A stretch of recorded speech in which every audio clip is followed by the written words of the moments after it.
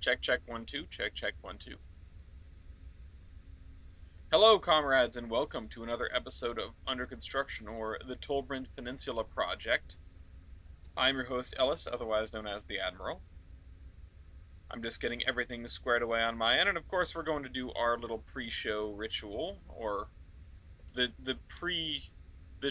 it's the show, but it's the pre-show part of the show.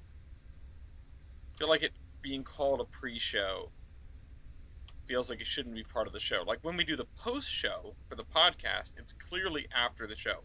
But this is during the show. So what would you call this? The prologue. It's the prologue. Hello, comrades. The prologue to the show. I mean, maybe it's the chapter 0. Maybe it's the glossary at the beginning. You ever get a book with a glossary in it? Fantasy novel where it's like, oh, you're going to need to know some stuff. You're going to need to get some stuff figured out before you start here, or else you're going to be really confused. I've got plenty of those. Because fantasy authors, they love coming up with words. They love just like a random capitalized noun that means something really important. The middle with a capital M, and that's like an important part of the world. I'm trying to think of another one. I'm trying to think of another good one. There's always the ones that are done for emphasis. You see it a lot in fan fiction, where it's like I did a bad thing, where the B and the T are capitalized. It's very like, I don't know. It makes me think of it like it's Tumblr-esque, and I am definitely guilty of that in my own writing, which I have not written much lately. Those of you who attend coffee shop would know that. That's for certain. Okay, let's, we're going to use the wall to flatten this thing out. Do we think this is enough? No. It's enough to get one. Okay, that's enough to get a whole bunch of them at the same time. Let's put this right there. Let's put this right here.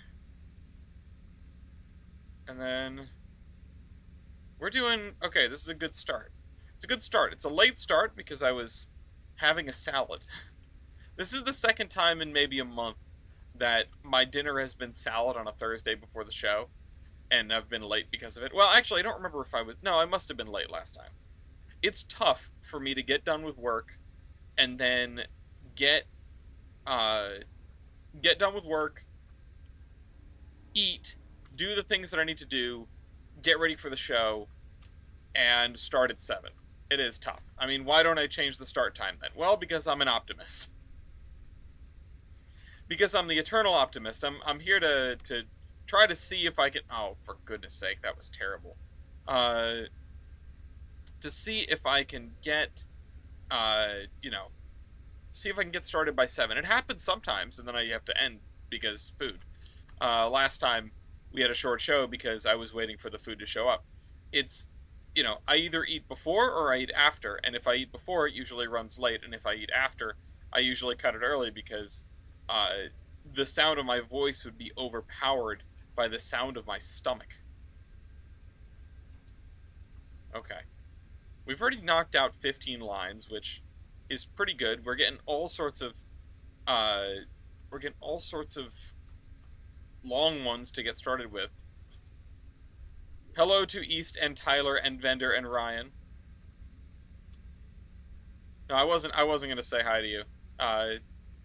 If you had said that before I said hi, I would not have said hi to you. I'm sorry. Somebody's got to be left out. Somebody's got to be left holding the bag. Okay, let's put this here. Okay. And this can go here. And this can go here.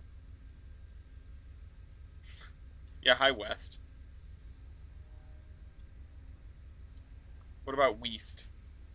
Oh, I can't stack this up like I... Oh, shoot. Okay, that's not good. I got distracted. I got distracted with the East-West shenanigans. I am... Okay. Tyler and Bender and Ryan, so no Matt. Okay. No Matt for me to grouse at during under construction when the only thing on my mind is Transport Tycoon. that I was staring at before I got started here, thinking, oh, where are the bottlenecks going to be in the passenger network? Oh, where am I gonna have to where am I gonna have to fix stuff? You don't have to yell at Matt yet. I'm just expecting to need to, because he's the one connection to like the corner of the map, and he's running I think one train with three coaches. And I don't think that's gonna pan out in the long run once everything sort of catches up to him. And that's the thing with the cargo dist passenger network on OpenTTD. You set up a train, you connect some stuff, and then you have to sit and wait.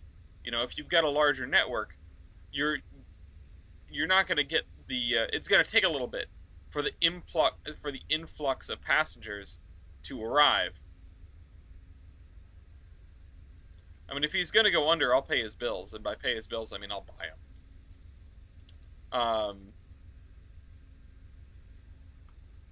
The thing is, he's got a pretty like I don't know. I figured it was a pretty straight shot out of the place where he connects up in the mountain to everything important on his side of the map.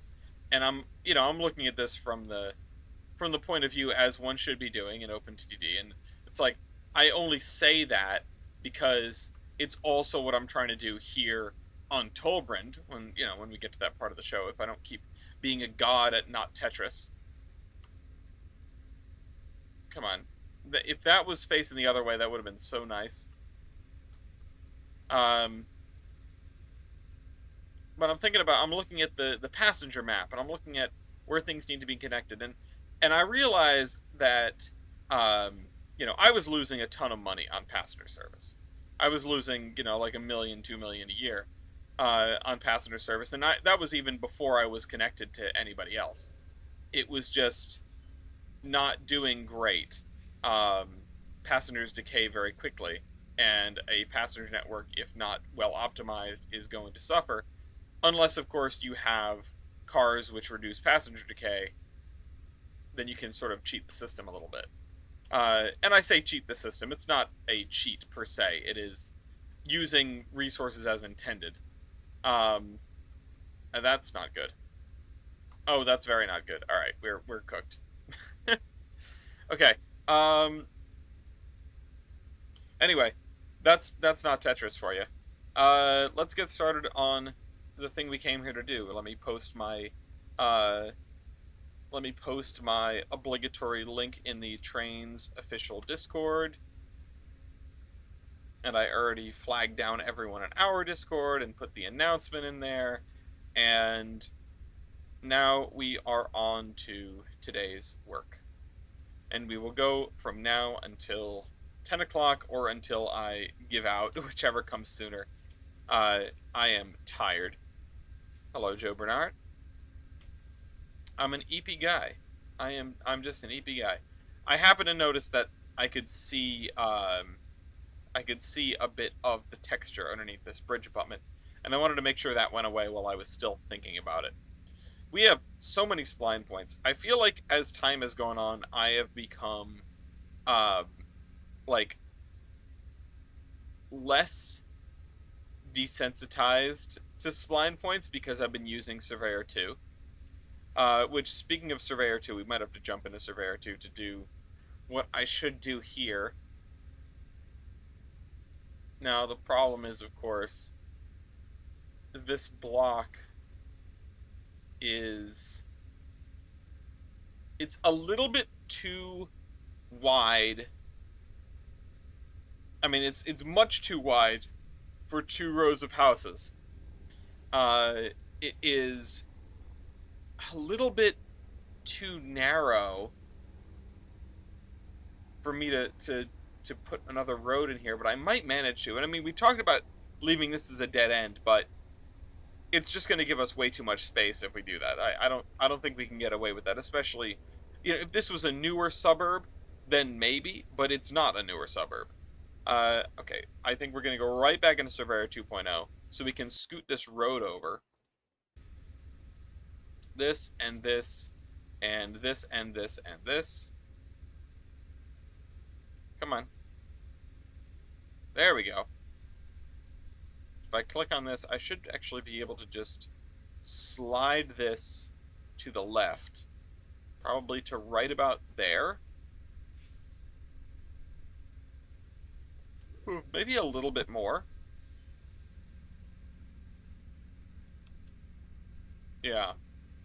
And we're going to need to attach it to this. This is going to be a little bit awkward, but we'll make it work. Um, and I agree. It's very nice to have these. The fine adjustment, um, the fine adjustment tools are probably the thing that I enjoy the most about 2019, or about Surveyor 2. Sorry, um, I didn't. I don't really have 2019 as a point of comparison because I barely touched 2019. Um, as far as route building goes, I hopped through 2019 from, I suppose that would have been Tane up to here, right? Did we start this in Tane? It feels like a million years ago. It feels like so long ago. I do not have a frame of reference. Did we start this in Trainz: A New Era? Or is there another Trainz version that I'm forgetting? No, I think that's right. I think we did. Um, Straight and Spline, and yeah, this went from Tane to Trainz Plus, and then I skipped through 19 on the way here. And by that, what I mean is uh, I loaded the route into 2019. Some of you may remember these episodes. I loaded the route into 2019, and while I was in 2019, I cleared out the assets that weren't carried from one to the other, and replaced them with stuff that was on the DLS or available. And then we moved up to 2022 or Trainz Plus, which I suppose this is.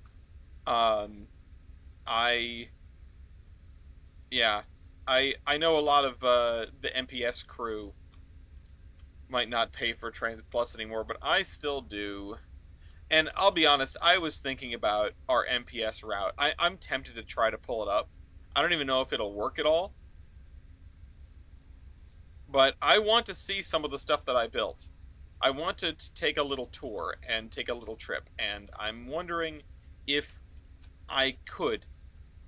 Frankly, I wonder if I could at all. Um, and yeah, I suppose I play Trainz often. Just once a week. Does once a week count as often? I mean, I'm playing a lot of things more often than once a week right now, and by a lot of things I mean two things. I've got ruined my life for uh like 2 or 3 games. Oh, I totally forgot to put up Transport Fever yesterday. I guess I will do that. I do want to do 2 episodes a week of Transport Fever so that I can get done with that eventually. So that I am not playing it forever. Unlike this series, I do not want that series to last from now until the sun burns out. I want to get to like 2050 or 2020, yeah, 2025. I guess I'll do 2025. I don't know when the new stuff ends. Um, but that is what I want to do. I want to get out the other side with Transport Fever.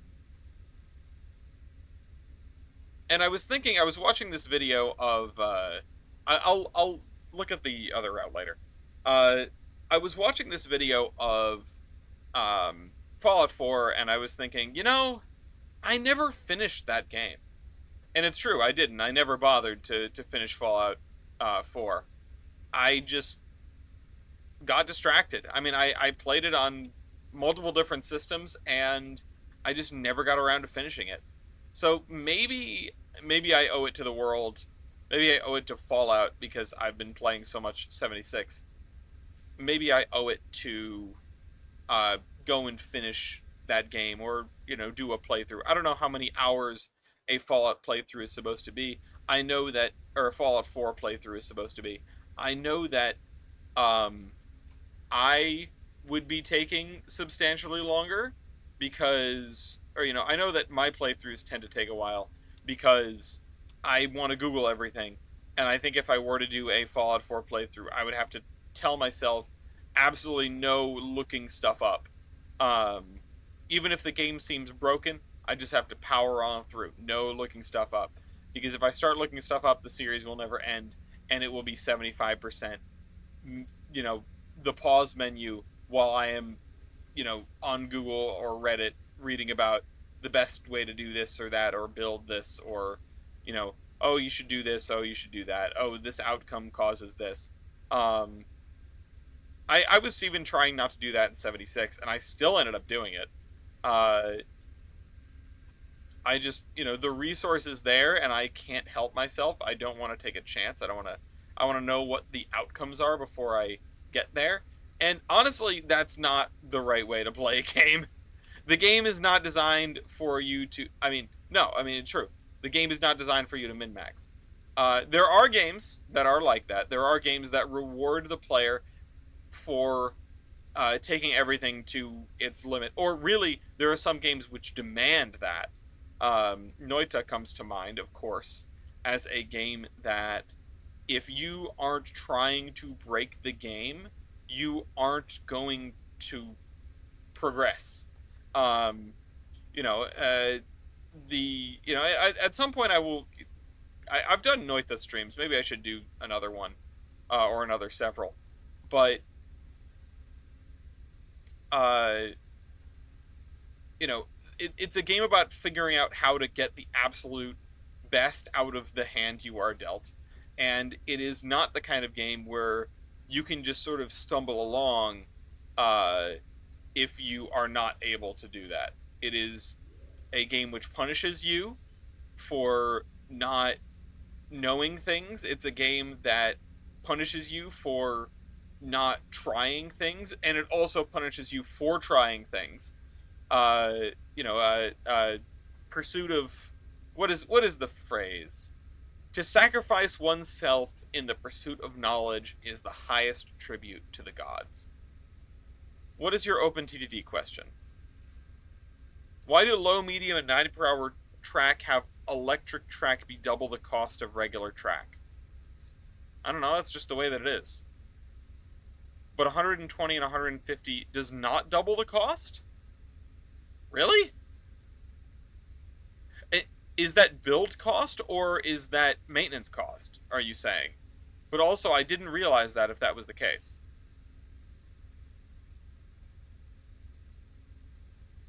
It's not something I did. That's for sure. Um, I don't have a clue why that would be set up like that. Maybe because at higher speeds, the cost of maintenance of the electrical infrastructure is negligible when compared to the cost of the physical the track. To get the track up to that standard is the more expensive part, and it just is sort of overriding. Maybe that could be the logic there. I could see that being the logic there. I would also make sure that that your sample size is large enough, because maintenance cost is not linear with respect to how it's applied. Hello, Sherry Dunbar. When playing Trainz 2006, I'm building a model railroad in Trainz Railroad Simulator 2006. That's so. That's what it wants, right? Which is a weird statement, but bear with me. Trainz 2006 is from an era when Trainz was really interested in being a model railroad simulator. And of course, in the modern era, that has gone completely out the window. And I think the basic premise of simulating a model railroad has mostly gone the way of the dodo, with the exception of Rolling Line, which is explicitly a model railroad simulator. But even then, Rolling Line has aspects which you would not have on a model railroad, uh, generally, like cars being able to be loaded and unloaded. Um, and and that's interesting in and of itself, but it's not at all surprising to me. Uh, because why do people build model railroads? Because they want to model a railroad. Uh, More often than not, I mean, there are plenty of folks that have a train set, right? And I'm not trying to disparage here. There are plenty of folks that have a small layout where the point is to run trains in circles and see them go and listen to them go and have fun doing that. That is, there's nothing wrong with that. Some people look down on it, but there's nothing wrong with it. Um, there's nothing wrong with treating your toy trains like toy trains. Um, and I think anyone who is going to get fussy about they're not toy trains, they're models, we're doing real things here, you're taking yourself too seriously. It's a hobby. It's toy trains. They're little miniature trains. Um, and if somebody wants to have them go in loops at maximum speed all the time, that is their prerogative, and they can do that. Uh, Different if you're at a club.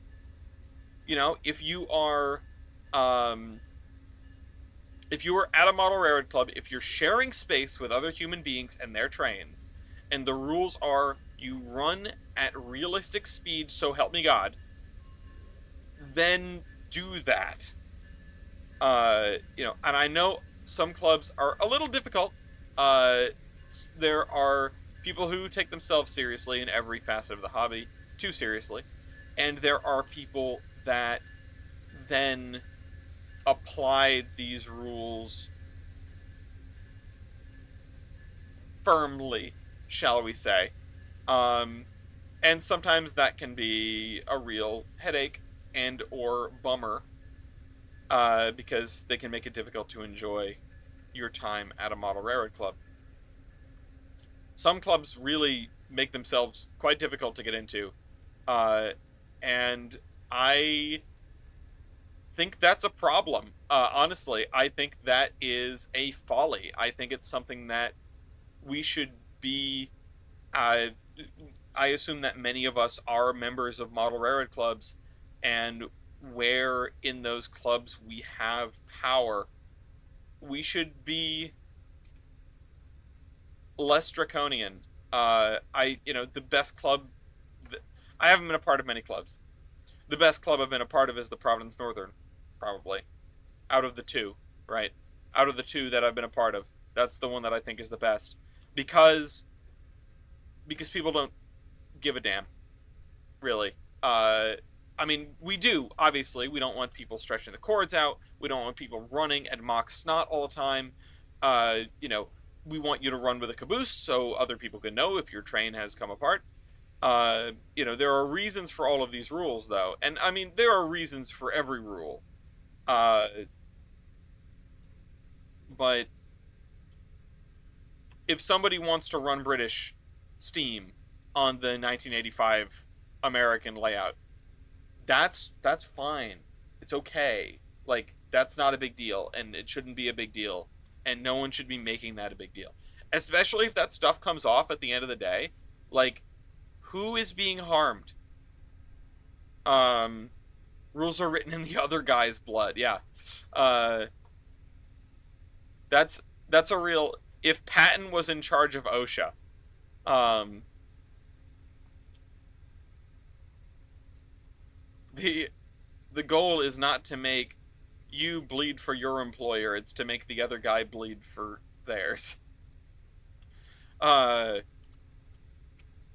but no, in seriousness, it is.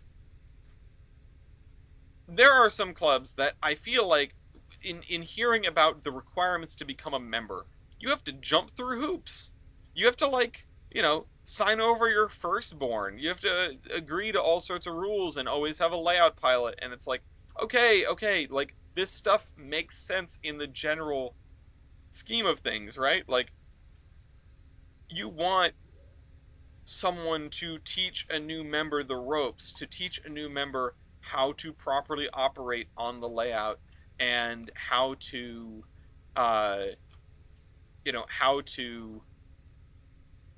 conduct themselves appropriately, and what to do if something breaks, and how to run the trains and throw the switches and everything that you might need to do on the day-to-day, and lock up the building and stuff like that. But that onus should be on the club, right?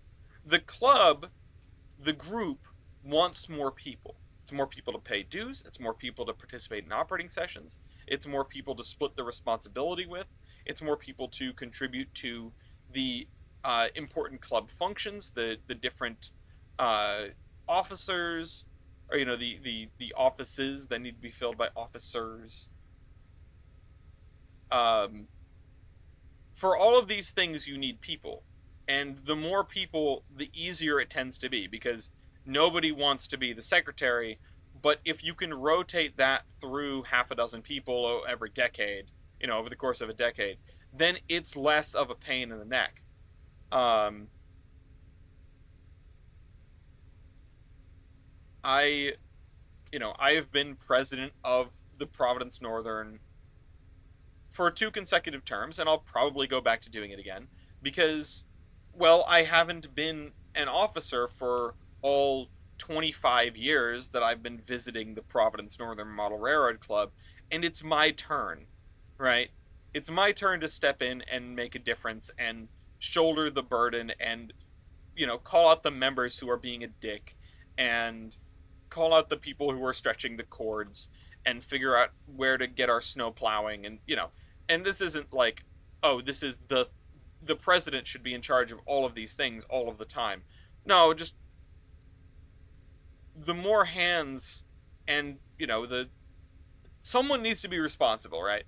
Somebody needs to be responsible for these club functions, and the more hands that can be split between, the easier it becomes. Because nobody wants to be overly burdened all of the time.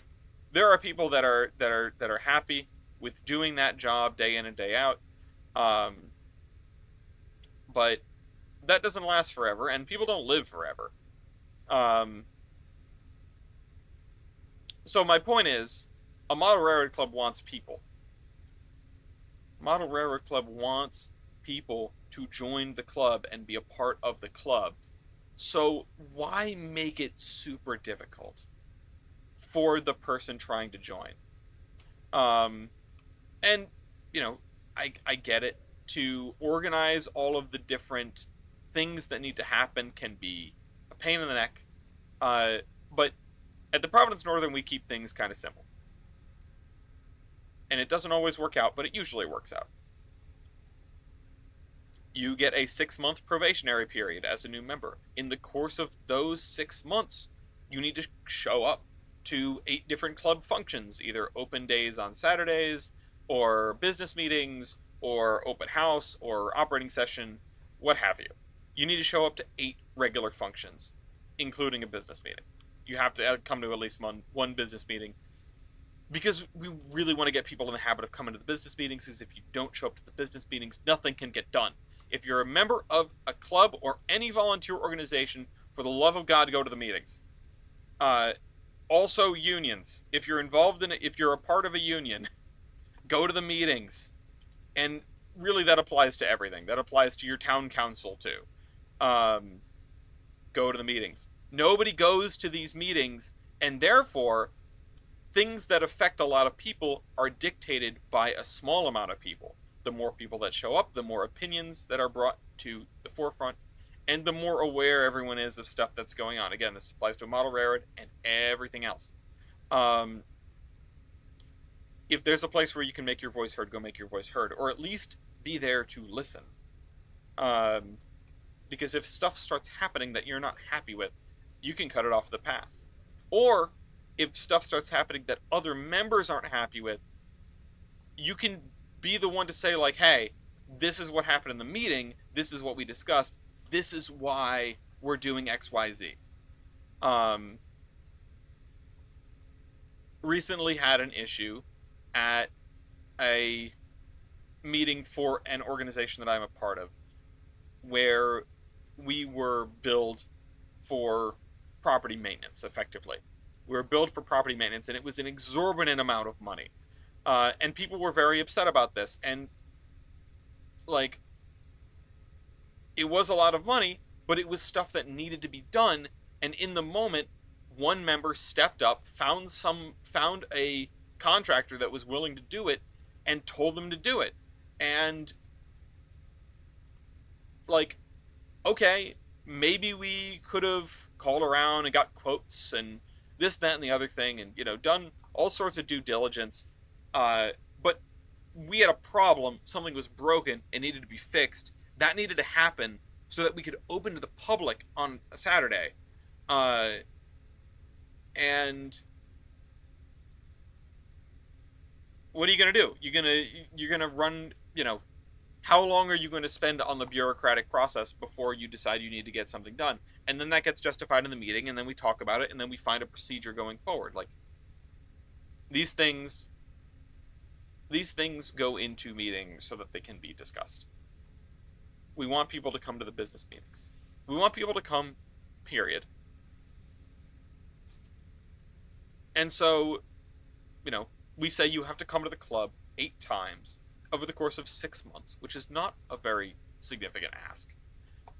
Before we take a vote on whether you should be inducted as a full-time member. And it works because people come to the club and they meet the other members in doing so. People come to the club, and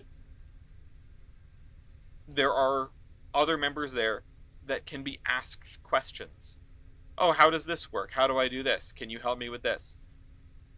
And also that can provide guidance. Hey, don't do that. Hey, run like this. Hey, you know, uh, put a caboose on your train, run a realistic speed, all that jazz.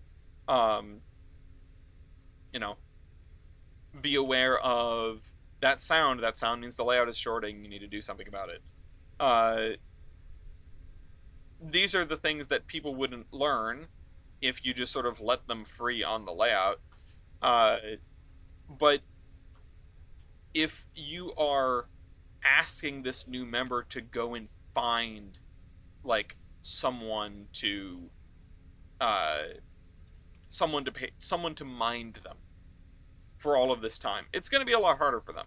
And beyond that, even if the onus is not necessarily on that person, if you put it in like sort of the written thing where you're gonna have to do this, you're gonna have to do this, pilot, yada yada, um, it makes people think twice. It makes people go, "Oh, that sounds like a lot." I don't know if I can do that. That sounds like a lot. We don't want it to sound like a lot. We want it to sound like a little. We want it to be, uh, we want it to be simple and straightforward, and the stuff that you're going to learn all along the way, you're going to learn along the way. Easy.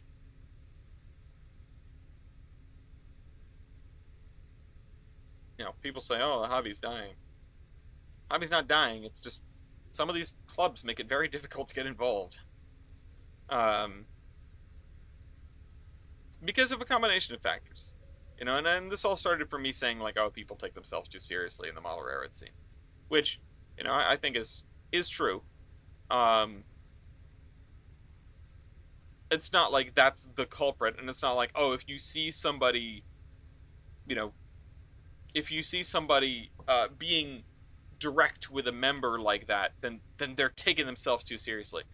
No, what I mean is that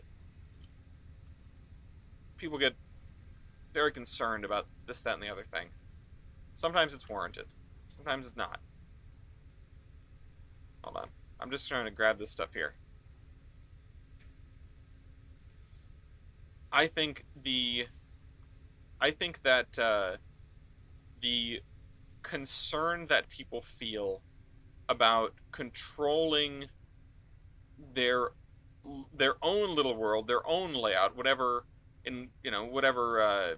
form or shape that may be, uh, tends to get transferred over to a club because a lot of folks don't have the opportunity to have their own layouts, and so they join a club, like me. Um, could I fit a layout in my house? Yeah, probably. Would I care enough to actually build the thing and then use it? No, probably not. Um, I go to the Providence Northern for operating sessions and business meetings, and that's about it. Occasionally on a Saturday I'll show up, but it's usually because something is broken and I'm trying to fix it. Um, okay. Uh, Sorry, I am so far down a train of thought about like, and I hope this doesn't really sound like a rant. I don't want it to sound like a rant. I'm not, you know, rah rah model railroad clubs bad. People too serious. Uh, I think any of these things that could be generally considered as complaints has a reasonable explanation. Like I said, a model railroad club is a supplement for people's home layouts a lot of the time, and people build a little world because they want to have control over their little world. So you spend all that time and effort, the blood, sweat, and tears to build a model railroad, and now you've got people that are coming on it and doing things their way. And while it is not, it's not right to hamper people, it's very reasonable to ask people to use the layout as if it were their own. Or, treat the layout with care, right? You get a garage, I could build a crappy layout in there. You're right. In fact, no matter where I built a layout, I bet it would be a crappy layout. I've got all this O scale. I've got all this O scale that I'm not allowed to set up because Gloria will die. Um, One of these days, I'm just going to do it. But we're already married. Like, they can't get rid of me now. Um,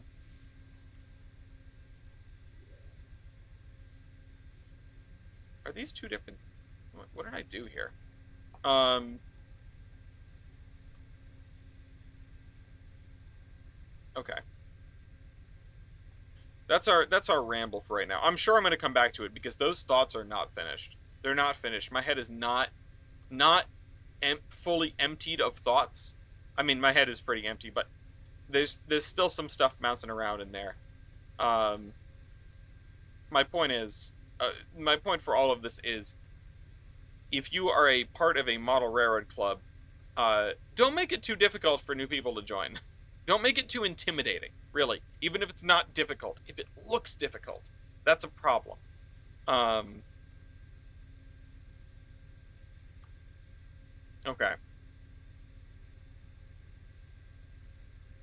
Okay. Um, I'm just trying to fill all this in. I feel like uh we have enough, different chunks of housing from all over the city that we can start doing more copy pasting, basically. We can start doing more, oh, I'll just grab a block from here and a block from there. Um and the suburbs are easily going to be the worst and most pain in the neck part of this whole arrangement. So I'm I'm inspired to work on them, so I'm going to work on them. Um, that's where I'm at right now. Like, there are a million other things I could be doing. Of course, there's a lot of industries that I could be making or should be making and setting up. Um, like, I want to be able to drive stuff around and serve industries, etc. Uh, but the thing is, we are in a very transitional period for this railroad in terms of operations. Living Railroad has not gotten its feet under it quite as much as I would like it to have by now.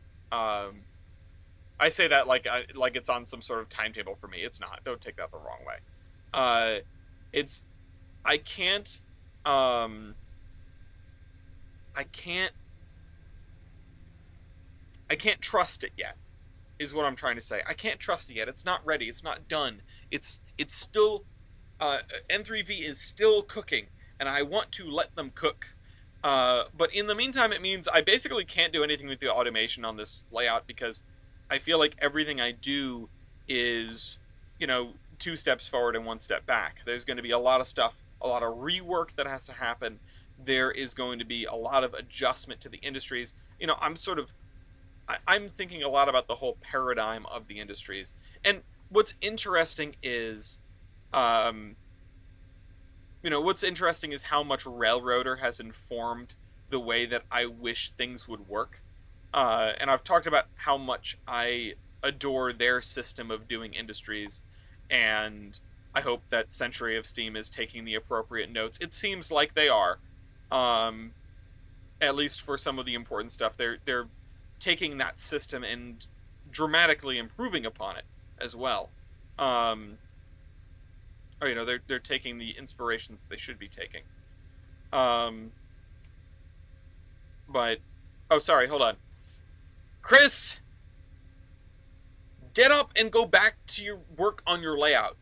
You can do it while you're watching the show.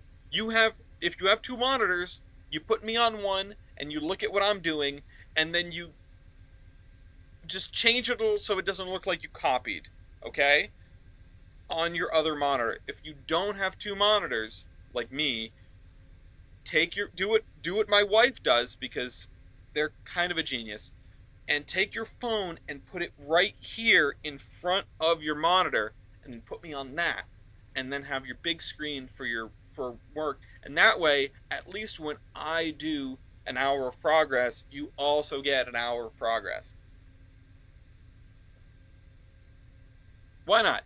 But in a more serious, in a less joking note, if you haven't worked on your layout in a long time, let this be your sign. Go ahead and pop it open and take a look at it. You don't need to keep everything that you've worked on. Rework is fine if it makes something that you're happier with. If you have something that if you have a layout, a project that you have put on the back burner for too long, and you are sitting here and hanging out and watching me yammer in the corner of the screen, why not pull that project open? Just sort of see where you're at with it. I mean, we're a little late for New Year's resolutions, but you're never really too late. It's 5 o'clock, so it's January 1st somewhere.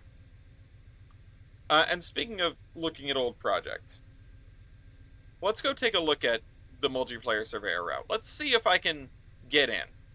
I don't expect to be able to get in. East, no, that was not what I was thinking of. Although, signing hall through Nottingham and Detberg might not be a bad idea.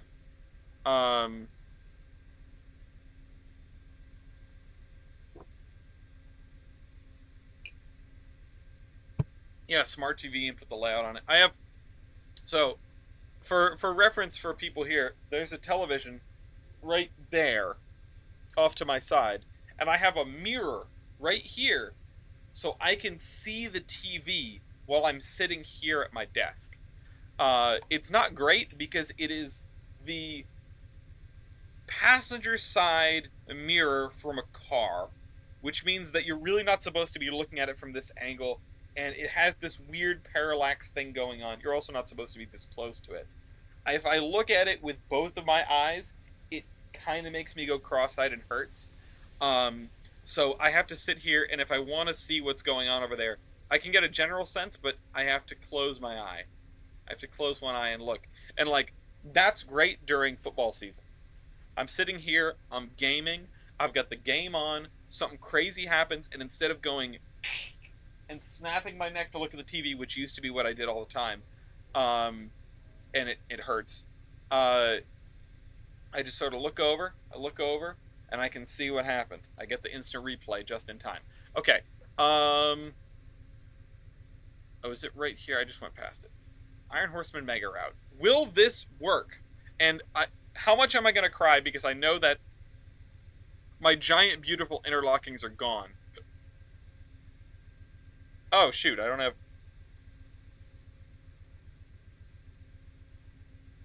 have this stuff installed?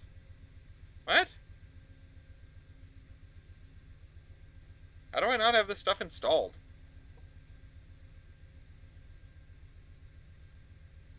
Okay. Did this stuff get updated, maybe? Can you update these things once they get uploaded? Oh, well, this thing is getting there. Can I see them all at the same time? Oh, I can even see, like, something fictional.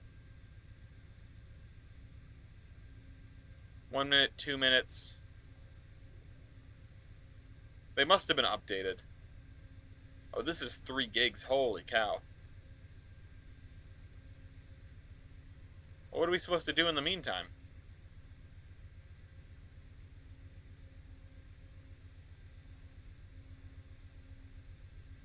I don't know.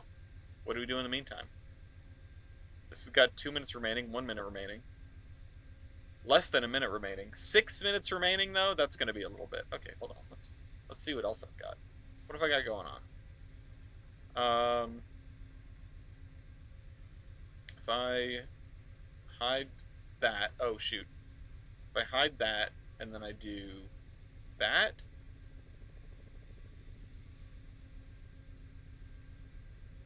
No? Oh, shoot. That's why. Hold on. Hey, there we go. We got open TTD now. That'll take a minute. We'll see if everybody disappears while I'm distracted.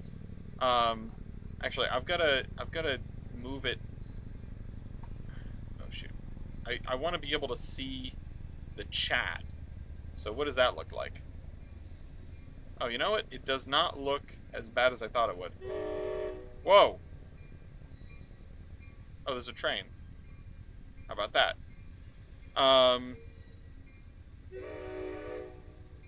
So this is gonna be a problem, isn't it? How does this look? Actually, it does not look that bad.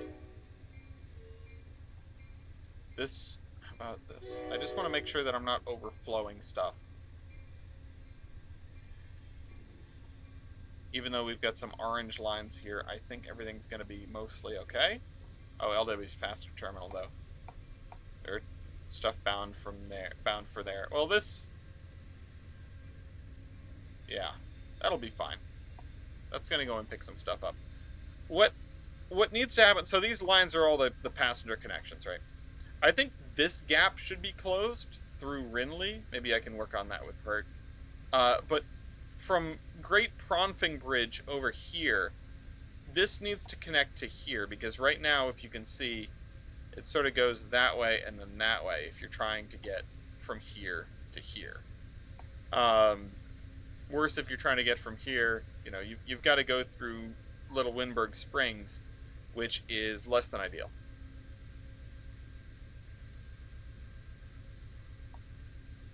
You know what's interesting about this?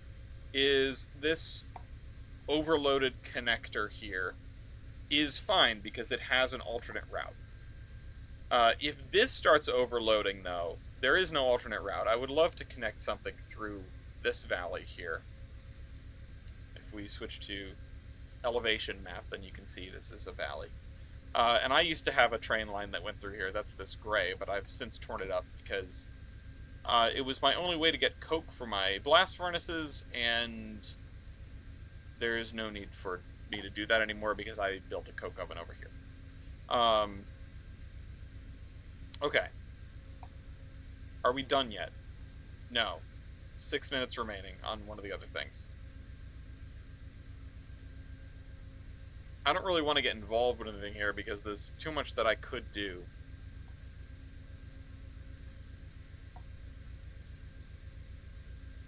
This guy is mostly full.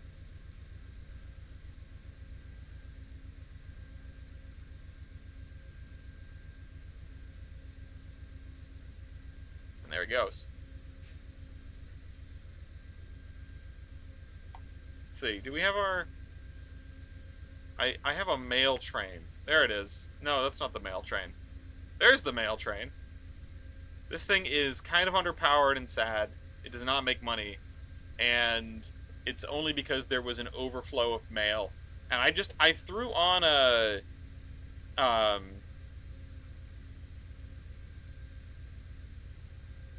threw on a first-class passenger car on the back of the train, because why not? Most of the time you have this problem, and yes, I'm in the little brown with my game. Every time I'm going on, I'm doing something else. I don't know why it does that, but it's a pain in the neck. Oh, see, it's been a long time since I've tried to log into MPS. So it's been a very long time. So all that stuff was not updated, and I had no idea. Maybe I'll have some cool new assets now. How about that? You know what I could do? Where's this? This. I can work on this. Well, how much longer do we have? Because if it's like less than a minute, then I'm not going to try. Okay, 3 minutes. Can I set up a train line in 3 minutes?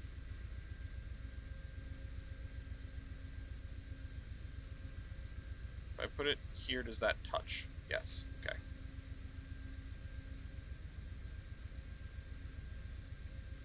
Oop. And then let's grab a buffer. Go to the end here.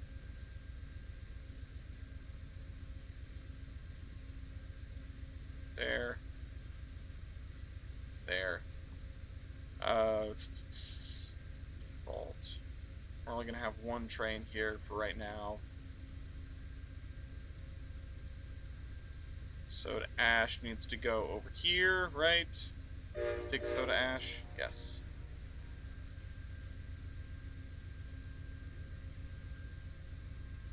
Is there anything chilling in here? Are there any locomotives I can reuse? Yeah, there's you. Your reliability is 0%. I don't know what your max reliability is. So type 39, it goes 28 miles an hour. I think we can probably do better. But I will reuse these cars, because why not? Maximum speed. No, let's look at power divided by running cost. And the Russian stuff's all going to be at the bottom. I just want something that goes... Yeah, this'll work. And then swap this to soda ash. 375 tons of soda ash. That's actually probably much more than we need. Because this makes 200 and something. So let's cut that way down. We want this to run like at least twice a month, so...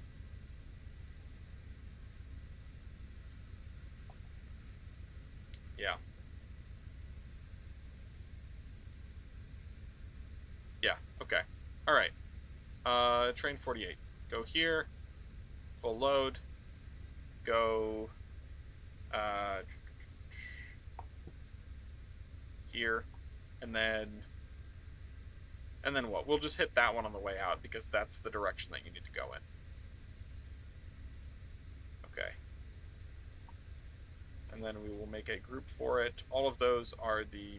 These are all of the trains that that I have in storage. This is going to be called Brian's Soda Ash, because it's over there by Brian's stuff. Oh, there's a lot of stuff in this depot right now. We could just train spot. That's what we could do. I mean, we've got train spotting on train spotting. We've got the little window in the corner of the screen, and we've also got this going on here. There are so many things in this depot.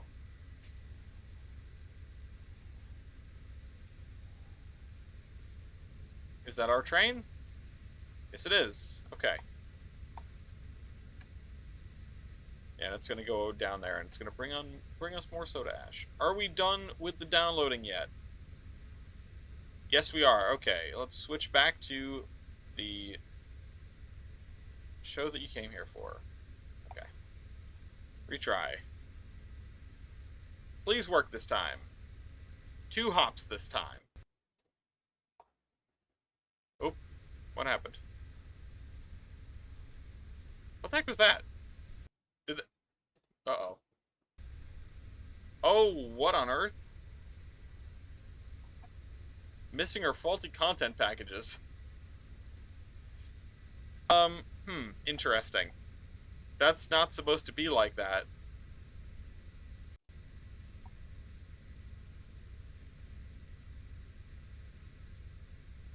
So what, is it going to kick us back to the menu now?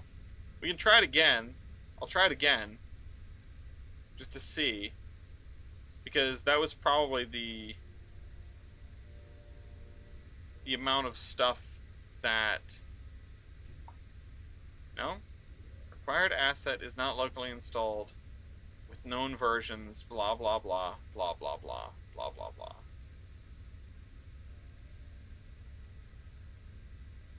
Should I go and get those? I mean... Can I copy?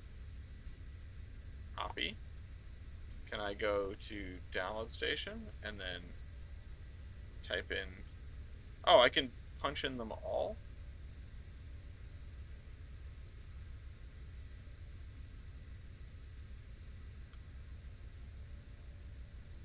Download station. Asset queued.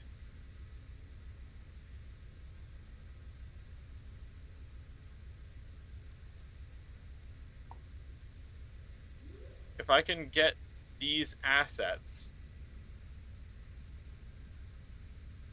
available for download obsolete, list asset versions.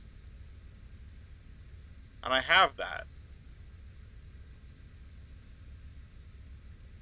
Do I have to get the obsolete versions? Download this version. Okay, so, well, there's one. Copy this, and I guess I'll share my screen for this because I don't know. We're along for the ride.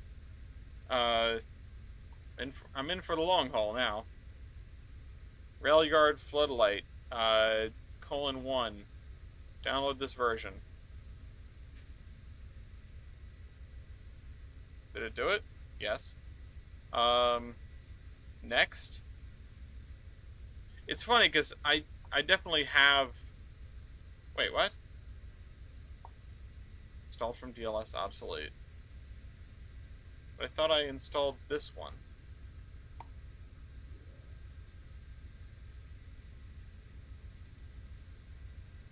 Wait.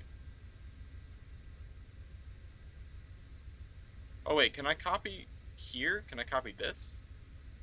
No. Okay, now I have multiple of those installed.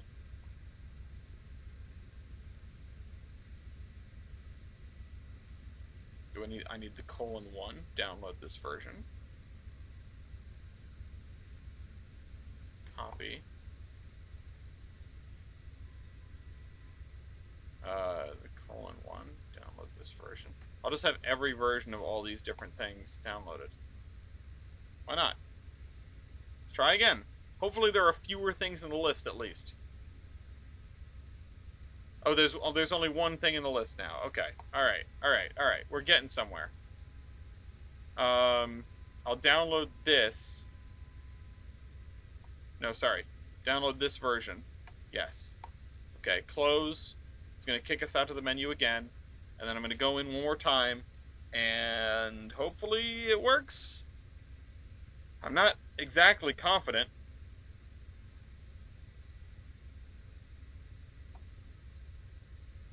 Not exactly confident.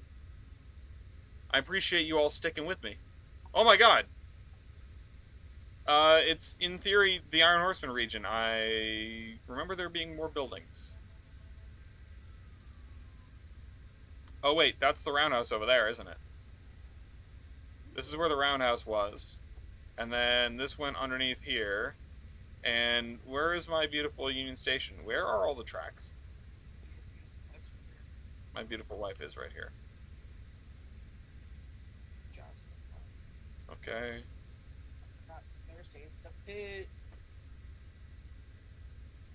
Everything is visible. Viewable. Can't help but notice that everything's gone. Bye. Is this the... No, because this was the center of Geiger. I'm trying to remember, like, I know there were some things around here somewhere. Oh, we've got some roads over here.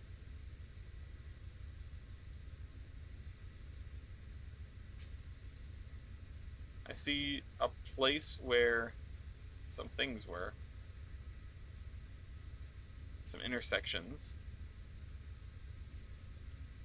Damn, you know what's a shame is I was thinking, oh, is that more stuff? Were these there a minute ago? Um, is I was thinking about this because I wanted to know what I built over here. Like, what was this accessing? High latency, you don't say. I wonder if given like an hour, it'll actually load things in. Follow the line south. Why? Which way is south? Yeah, south is this way.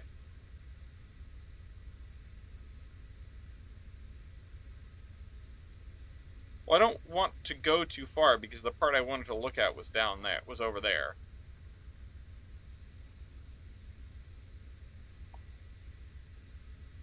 At least it's loading the base maps. Or, you know, the baseboards, rather.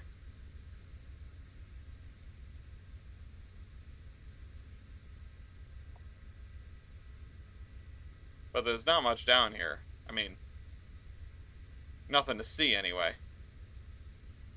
What would be cool is one singular piece of scenery. We've got baseboards and we've got a little bit of road and a little bit of track. Or, yeah, no, the tiniest bit of track, right? Yeah, look, there we go. This piece of track. It's like archaeology. What happened here? This is life after people. I don't think there's going to be much around because it seems like all of the scenery items are totally cooked. I think what the line east line went this way. Oh, yeah, it's starting to load. This was my ammo.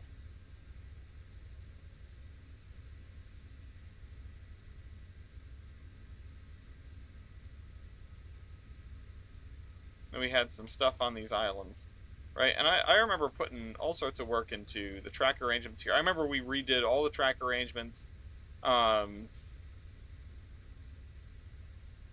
that's just, I wish I had screenshots of that, you know?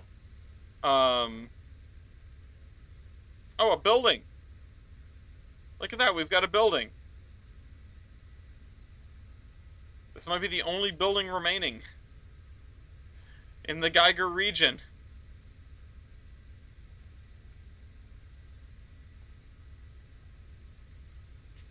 Old Union Station was pretty cool. I really enjoyed doing Old Union Station. That was right here. Right over here. That was a really interesting track arrangement to work on, and then we had the big diamond interchange right here.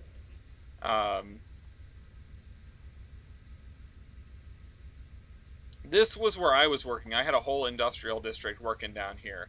And then I think I had like a passenger yard in here. Anyway, alright. Well, we need to get back to work. This was depressing.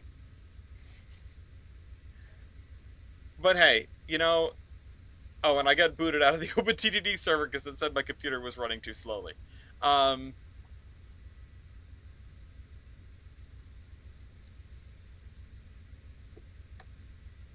Everything we build is impermanent.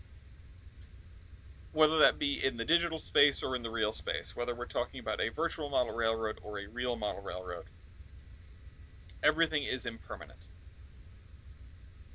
And something that I've enjoyed about the OpenTTD servers is that it is very clear that there is an expiration date. It is, we run from 1850 to 2050, and then there's a leaderboard, and then it's gone.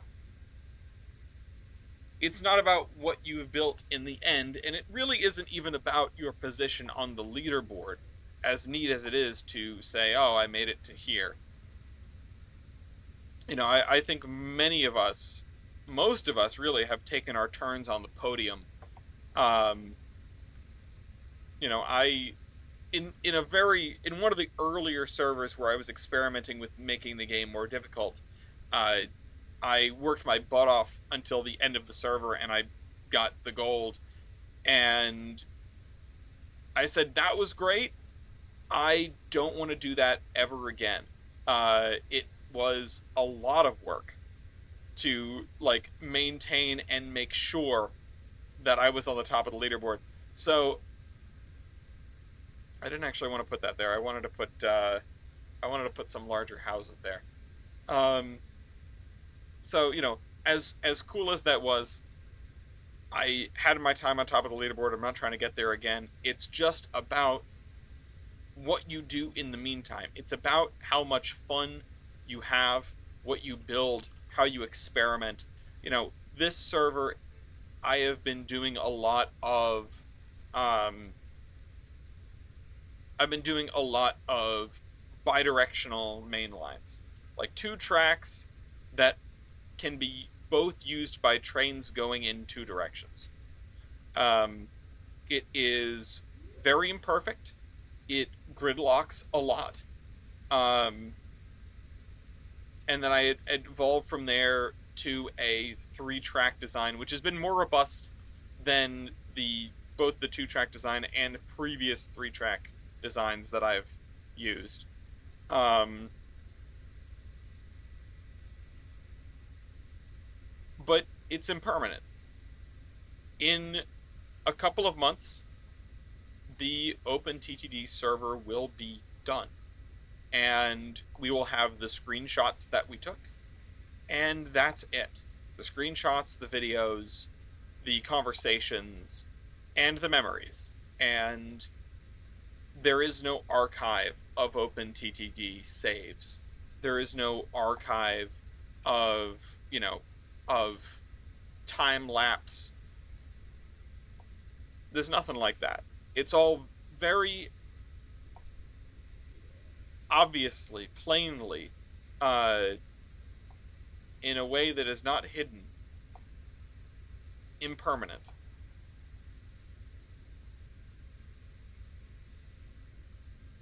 And being upfront about that, I think, makes the experience better. I have been enjoying, on top of what I said, I've been enjoying sparring with the other people in the server, over territory, over services, things like that. But also working together with people. It's an experience. It's at the end of a game of Settlers of Catan, you don't like glue the board together and then hang it up. It's very much, yeah, it's the friends we made along the way. I mean, I'm trying to say that in just a slightly different set of words, right? It's about the experiences, but everything is. All of life is about the experiences. I had a lot of fun building the MPS route, building Geiger with everyone. I had a ton of fun designing the interlockings and the yards and consolidating, helping people consolidate their main lines and standardizing the signaling across downtown and building out the blocks, whatever blocks that I did work on, because I didn't do too much of that. I could have done better with contributing in that way. But I put a lot of work into it. And it's gone, you know?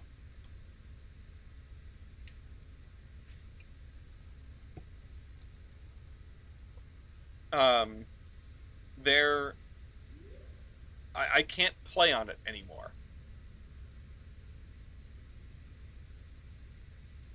Now that is beautiful.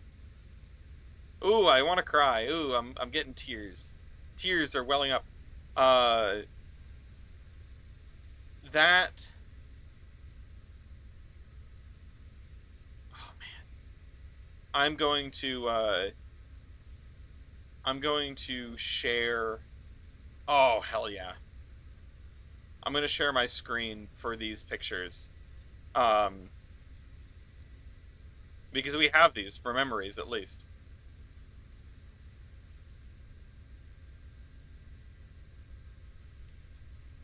This was the south approach to the station. This interlocking was done by yours truly. I remember the pains that we went through to get this building to sit over the track correctly. We had the private cars over here, we had the parking garage, we had the main station building, the stub tracks, the through tracks, the giant The walkways overhead, and we had 3 or 4 different people whose these were their main lines, and you know we decided that, and I looked at the arrangement and I thought, okay, this person's going to need this many tracks, this person's going to need this many tracks. Let me see if I can connect things as best I can. And that south approach, where to go is over here in Tolbrynd Peninsula thread. This. And it looks like a catastrophe because it really kind of is. I mean, it's a tremendous mess. But all of the points worked. Like, nothing was too close. The game wasn't mad about any of these arrangements, which is a small miracle. I spent a ton of time making sure that all of these switches actually did work according to the game. And, some of these are double slips, some of them are single slips, some of them are diamonds, depending on what I could manage, depending on what I felt was necessary. You've got a little shunter pocket there. You've also got this stub. Yeah, that's right. We had this main line, and this main line all coming in and sharing these through tracks. We had the commuter tracks over here, and then this passing overhead. And then this was the other end. This is what I was thinking about. So this was the other angle of that, and you can see a lot of double slips in here.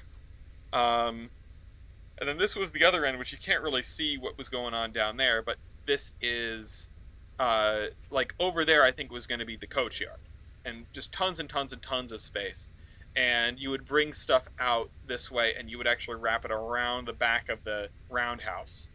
Or you could pull it out and then back it back in if your cars were too long. This was that trench that we were looking at. And yeah, I spent a lot of time building those yards out. And we had all of the commuter tracks trunked down and left that way. You had these tracks that came down and left that way. This was such a great little scene. This was the commuter train, layover yard, and then we had 2 roundhouses and a diesel shop in the middle. And this is the kind of stuff that I really want to emulate. In this area, I mean, there were some areas with beautiful scenery. I can't take credit for any of this.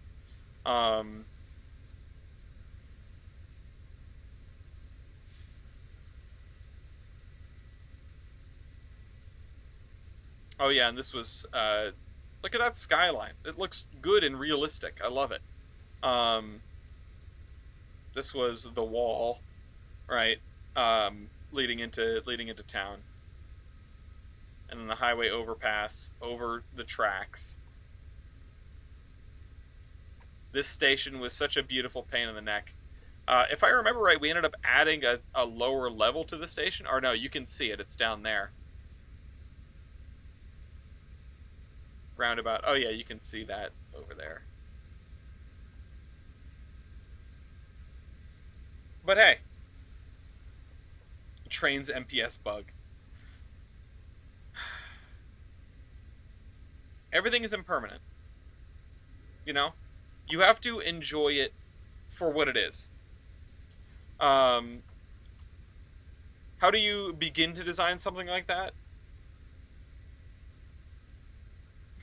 So, I'm gonna speak from the point of view of the interlockings, because a lot of the engine facility stuff was, well, we have room for this and this and this, so let's just see if we can squeeze things in here. The 2 roundhouses with the diesel shop in the middle, it was kind of like a miniature stroke of genius. Like, we can fit a giant roundhouse here, and if we've got this other roundhouse asset, and if you angle it like this, you can fit it in that spot, and then there's enough room for like a big shed in between them. So let's do that. A lot of this is, I mean, we can look at the facilities over here, right? The arrangement of this is based on what you can fit. And I started out going, okay, I need a big stub yard for grain cars. And this is that. This is a big stub yard. These tracks all end. which honestly I should probably cut them back and leave enough room for like a road to get through the end here. Um, okay, we've got a big stub grain yard. And we've got the main line over here. We need a big, a manifest yard, a regular yard, a general, general yard. Okay, we'll put that there. Then we've got enough space for a coach yard in the middle. We've got we can put in like a coach shop kind of building in here. Just squeeze it right in between. I mean, you can go back. You can probably find the episode if you really want to go back. You can probably find the episode and episodes that I worked on this. It's like, okay, we've only got a couple of good roundhouse assets. Let's fit those in here. Let's fit one of those in here. And something that's nice about Trainz is, despite the fact that you have just piles and piles and piles of assets, you still end up a little bit limited. And you can use those constraints, you can leverage those constraints to create something. You can leverage those constraints to help you pare down your options. Now, when it came to the interlockings, the junctions, the things that I'm the most proud of, even though there's a lot to not be proud of with those. They're extremely chaotic and not necessarily realistic, but they're not necessarily unrealistic either. And that's, what the heck? That is ultimately the point. It was an attempt at creating something organically, and that, I think, is the crux of it, and why I was so proud of them, because of how they looked and how they felt, and how it was sort of clear that there was no regimentedness to them. As much as there would or wouldn't be in real life, I think, especially in reality, you're trying to just find the most, you're trying to do as much as you can. Of course, in reality, you have constraints like cost, which we did not have to worry about.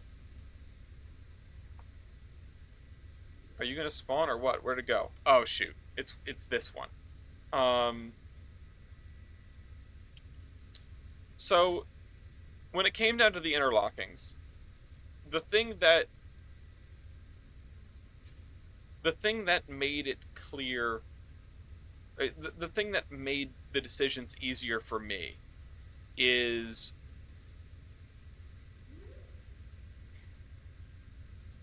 there's no easy way to say this. I just started building. I stepped back, I looked at it, I said, okay, we've got short tracks over here, those are going to be for commuter trains. We've got long tracks over here, those are going to be for long distance trains, longer trains. These three approach tracks, they need to go to, I'll give them a set of long distance trains, which of these approaches, which of these railroads is going to use the commuter tracks? Okay, those need to connect there. These tracks need to connect to here because they're longer distance trains. Okay, well, now that I've got all these connected, how much else can I connect? And it was an iterative process. It was a trial and error. It was not, it was not something that I knew the answer to at any point, even after it was done.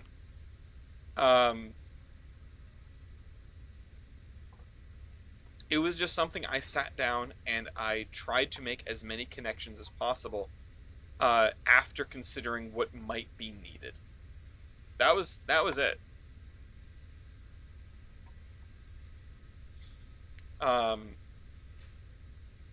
And in general, Tolbrynd was, Tolbrynd, Geiger, the Geiger region, the MPS route.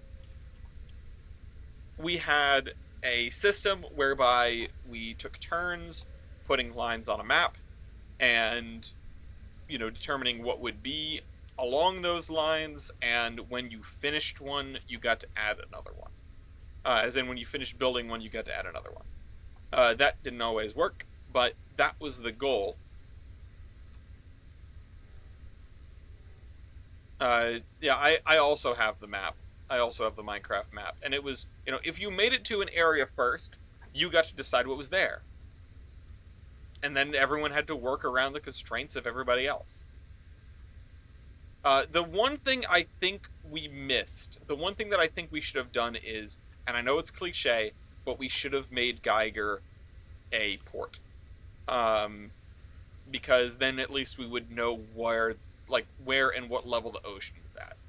Um, but shoulda, woulda, coulda.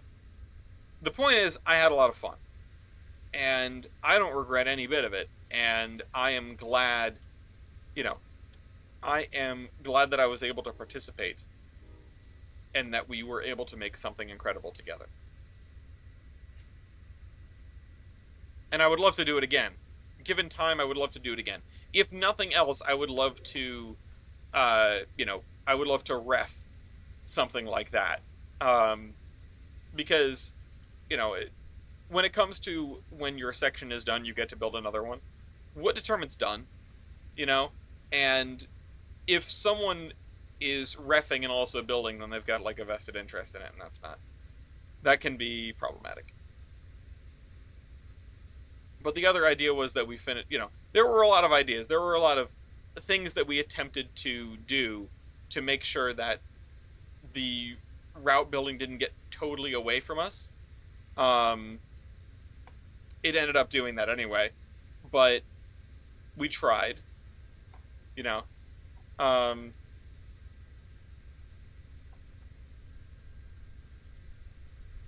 am I still on the screen? No. Okay. Um,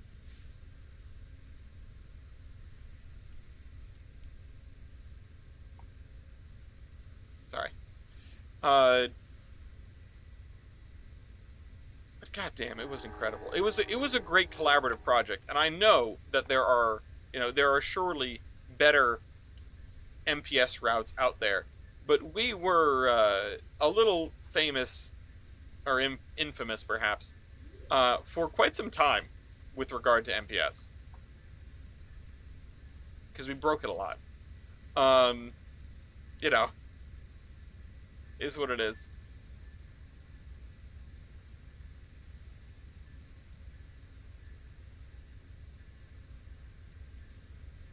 We got that interview. Let's see. I don't. I'm sure there are better MPS routes out there. I'm sure there are ones that, you know, were, were more methodical.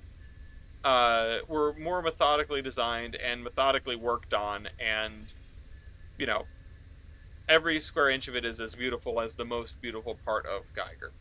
But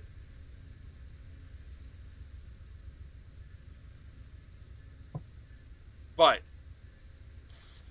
we, in true to form, right? I think the region was something of incredible scale and incredible scope, and we did a fantastic job of creating something. Uh, whoa, hello. We did a fantastic job of creating something.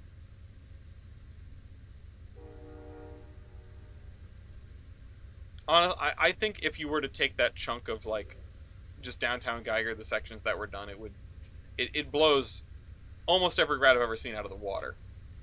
In terms of complexity and completeness, it is. I mean, it's really something. Actually, I'll put this in the back.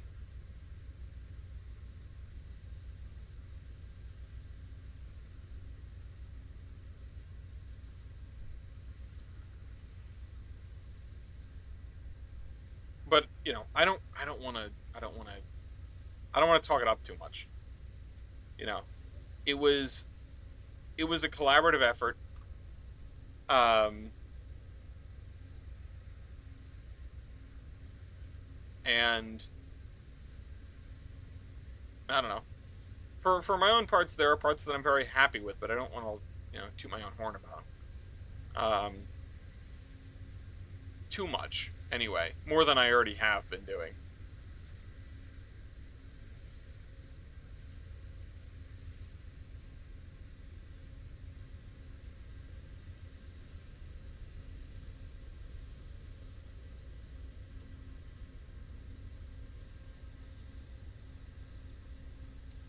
I don't know why I felt like I needed to add something to this graveyard after all this time, but it just felt like this back corner was kind of empty, and I found that building, and it looks cool.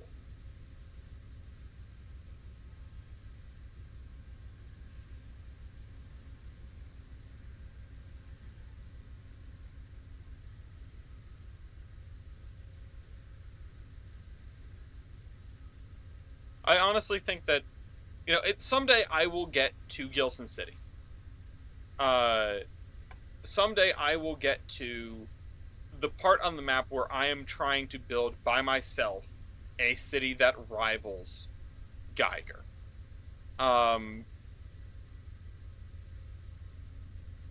you know, this this ain't it. This is pretty. This is a lot for, for me, and compared to the route so far, it's quite a bit. But this is nothing compared to Geiger. And someday I will get to a place where I'm trying to build something like it. Now, well, who knows if I ever will actually get there. But looking forward, maybe. Looking forward, I'd like to. I have no reason to believe that eventually I will not reach there. Of course, there will come a time when I have to migrate this up to the next version of Trainz, and who knows how that goes. I really should be buying new hard drives, but it's okay because I have offsite and online backups of the route in various conditions. And even though we would lose something if I were to, if my computer were to combust today, the route as a whole would not be gone.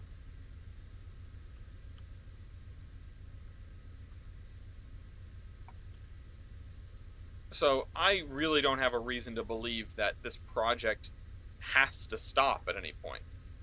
It might get slower someday, or it might get faster someday. But the point is I'm going to keep working on it. And sure, yeah, okay. If we look at this and say, well, we built 45 miles, however long this is, 30, 45 miles, and we have another 45 miles until we get to Gilson City. And we're not even going to go directly there. I mean, we looked at the map last week, and...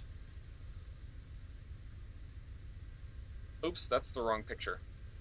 We looked at the map last week, and... yeah, I mean, we are probably halfway to the outskirts of Gilson City. So what? We'll be there in another decade. You know?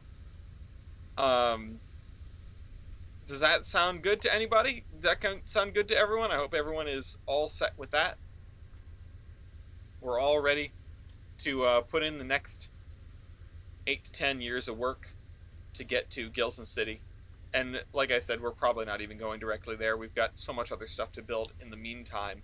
And then when we get there, I have to build something like Geiger. Something like Geiger. I wouldn't even say bigger, because it probably will be about on the same scale. Multiple large stations, multiple large yards, many districts, full of buildings.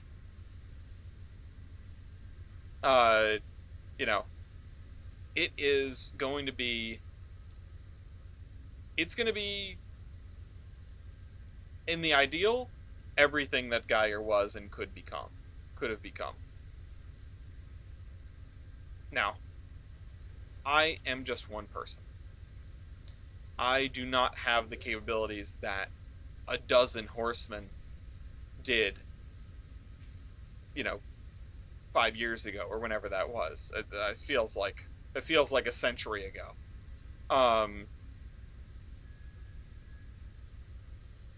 Some of the people that worked on it aren't even in the group anymore.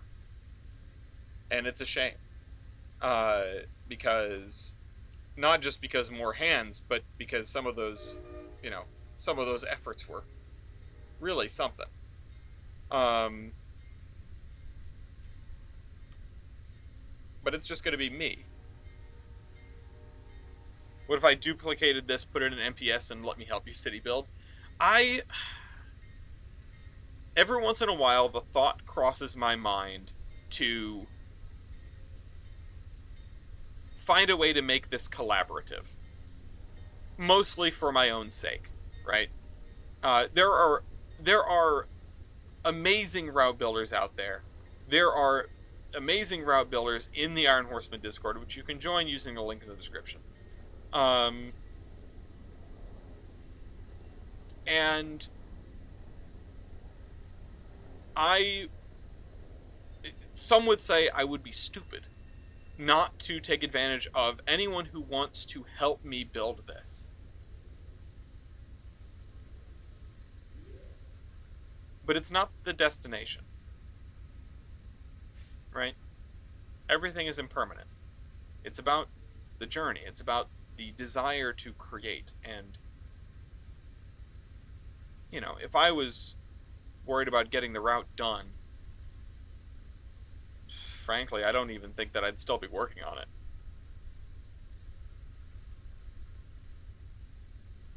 I love a collaborative process. I I genuinely love getting people together and watching them build something together. Uh,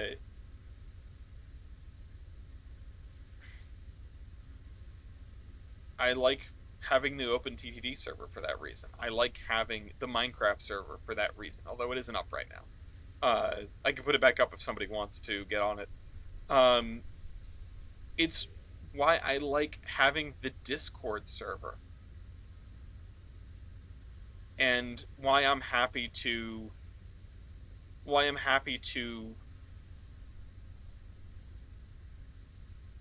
let people decide how things there look in one way or another,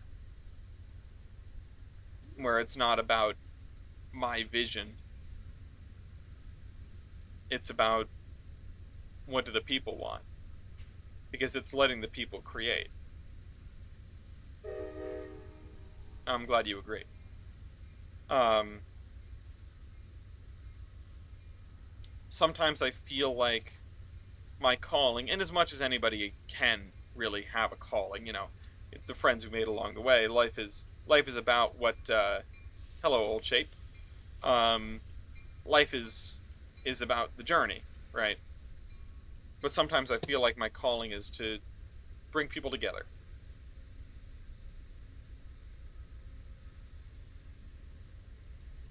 That's why we do trips. It's not just an excuse for me to see everyone. It's an excuse for everyone to see everyone. That's what makes me happy. Solving the interlocking problems is one thing.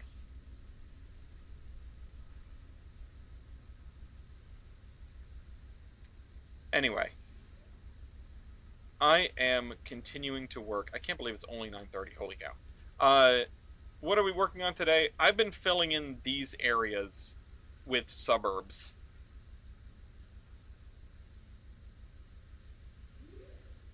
And it's coming along. I mean, we got distracted with the MPS route, and now I'm getting super nostalgic and mushy uh,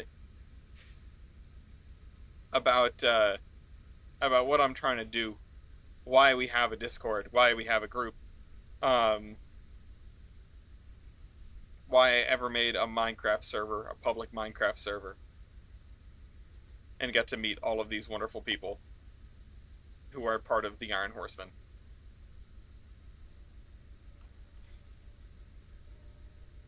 It's about having a collaborative project in that case, not just having a project.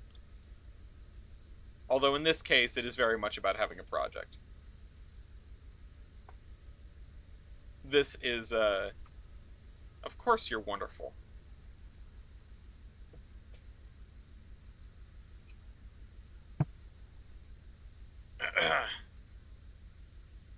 Okay. We need to lock in. I don't actually know. I don't. I expended all my energy being sappy. I need to figure out what to do next. I need to figure out what I am doing. I need to get some driveways in over here because I'm noticing we do not have any. Um,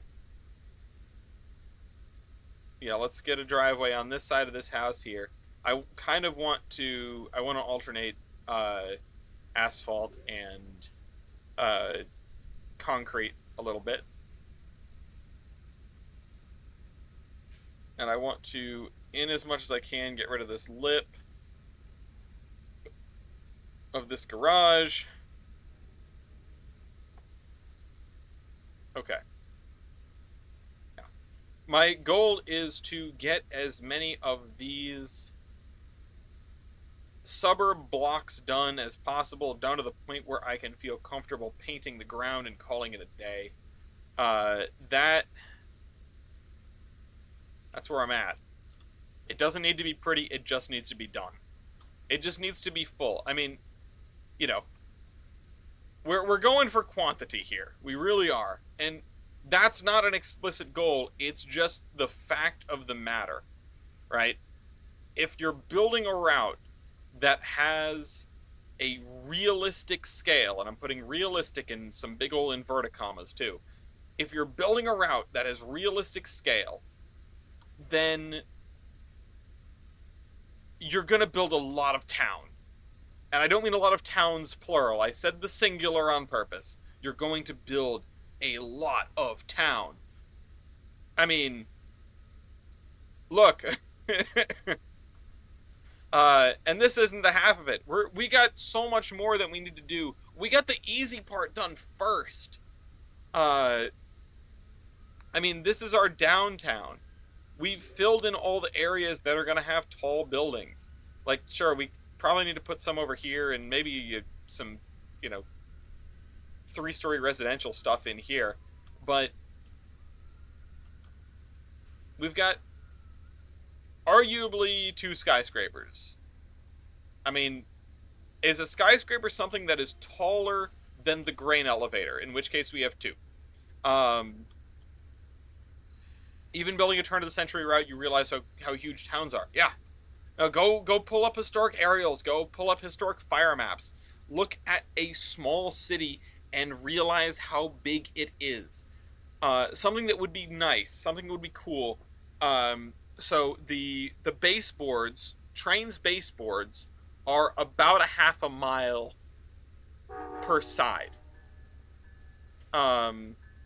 Oh, pre-Ellis Union Station to compare? Oh, boy. Let me look at this. Oh, that is gorgeous. Oh, my God. Oh, gee, I remember that. Oh, is that still pinned? Sorry. Let me go back into... because we're still being nostalgic for MPS. It is still pinned. Yeah, I mean, some of this area is just straight gorgeous. I mean, you get the low angle, right, to hide all the missing pieces, but, like, this is fantastic. What's fantastic about this is it's not a diorama. That's what's cool about it, and that's what I've always been trying to do and emulate. This is track on a road that's part of a rail network and a road network underneath a bridge that's part of that's part of the same network. Everything is connected. It's not like we put it there to... what the heck is that? It's not like we put it there specifically to make it look good. All of this stuff was part of a larger whole. And this isn't, not a diorama. It's just, it's part of the map. The map. And that's sort of where we started with the Iron Horseman route too. We built a world, not a series of sets. And that's what we were doing here too. And yeah, and this was probably the last version of the map I made. Yeah, this was the last version of the map I made because that's pinned. So I was working in here. We get the modern commercial district, and we have the oldest sections, and then the newer sections, and then the newest sections,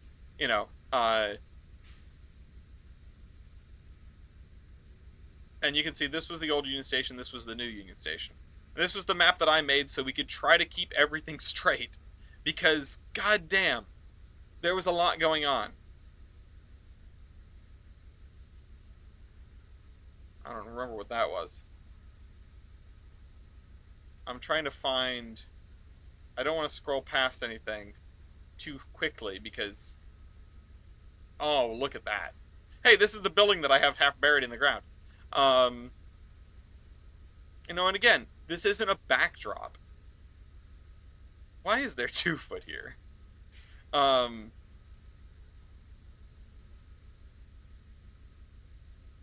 and we had the drawbridges. The drawbridges and barges on the river. Oh yeah, and that's after I did the work there. Oh, and there's the coach yards from the other angle. And yeah, you can see we put this big donut roundhouse in here, and then it was like, well, we can squeeze some other buildings in here. Why don't we do that? And then you can see the suburbs that went on for miles and miles. And that's what I need. I need to just start doing that. Otherwise, I am going to be here for another 10 years just doing this one town. The post office building, I remember working on that, getting this big train shed done. Where was my very long building? Oh, it's right there. Yeah, very long building. And then we had, you know, a bunch of this other stuff. This was I was working on this dock scene around there with warehouses. And we had our interurban. I forgot we had, like, the streetcar. We had this coming in. Stadium over there with the parking lot.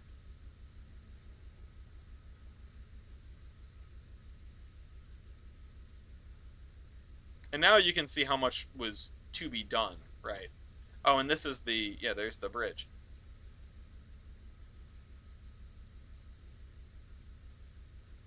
That roundabout was always cool.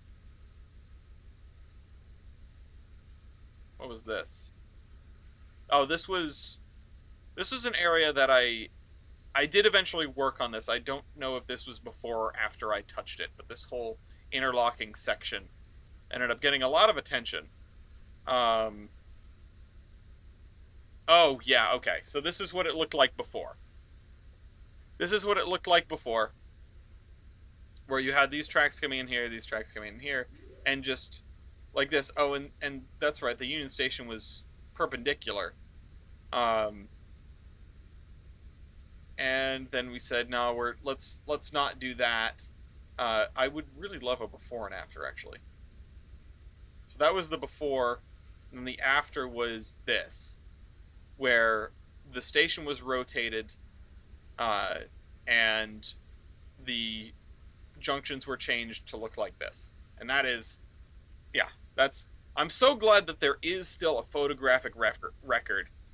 I skipped past the group photo. Which group photo?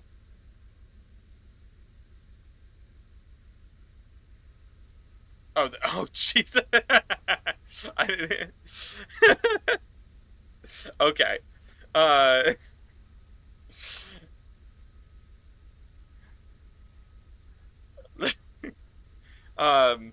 Okay, well, I'm glad we have that before and after as well.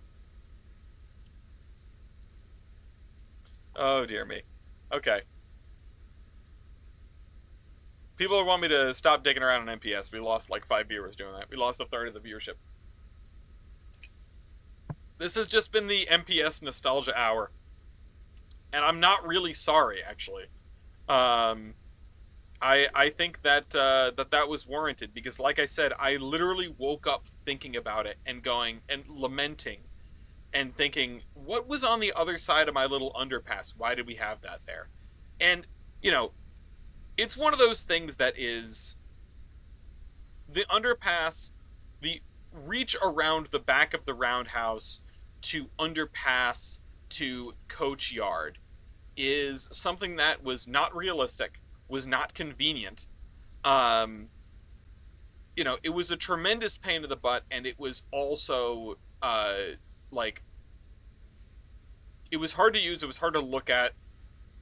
There was all sorts of stuff wrong with it, but to that end, it felt, you know,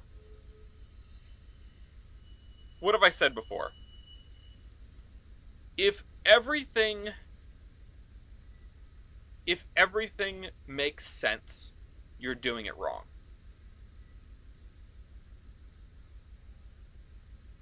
If you look at that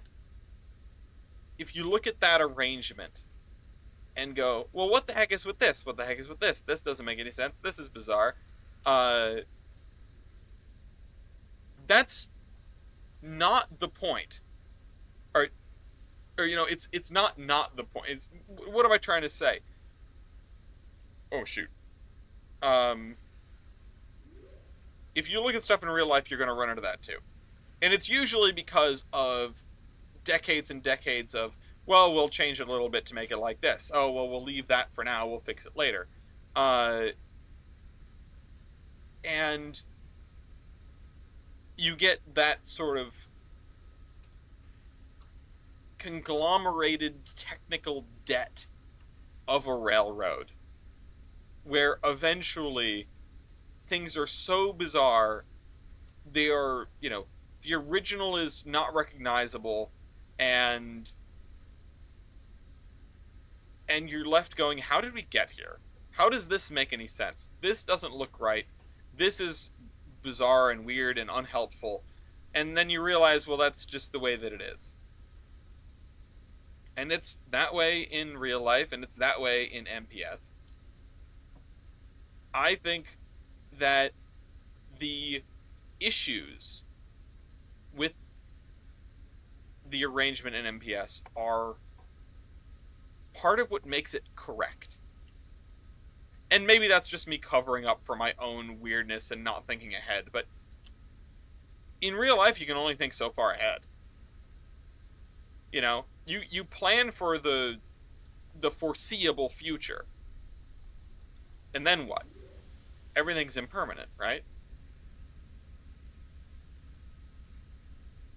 Why don't we build bridges that last for 100 years anymore? Because it's expensive as hell. Because it's way, way cheaper to build a bridge that lasts for 50 years, especially since at the end of those 50 years, you're going to have to figure out what, like, you know, your bridge is going to be over capacity anyway. You're going to need to replace it. You know, if you don't have to replace it because it's falling down, you have to replace it because it's carrying 50% more traffic than you designed it for. What's up? They're not in here anymore. Where did they go? I do not know. I did take them out of here for something.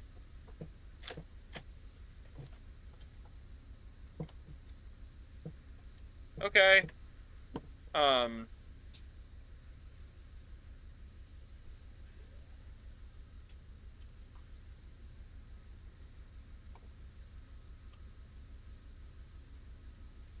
Anyway. You know, again, maybe I'm just covering for myself here. Maybe I'm saying, you know, oh, the imperfections, they're good. They're realistic. Don't, you know, pay no attention to the man behind the curtain, right? Why would you build something that is such a tremendous pain in the neck to operate? Well, it wasn't a pain in the neck when we built it the first time. It wasn't a pain in the neck back then. Things have changed. Now it's a pain in the neck. You know, maybe that coach yard access is, you know, maybe the coach yard access is weird and bad because, well, they were dealing with shorter coaches. That's one reason. They were dealing with shorter coaches. Maybe that wasn't originally the coach yard, but they outgrew the previous coach yard and they needed a place to put coaches. So they figured they could expand that more easily than anything else. You know, you can explain away a lot of weirdness. I think it's important that there is weirdness to explain away.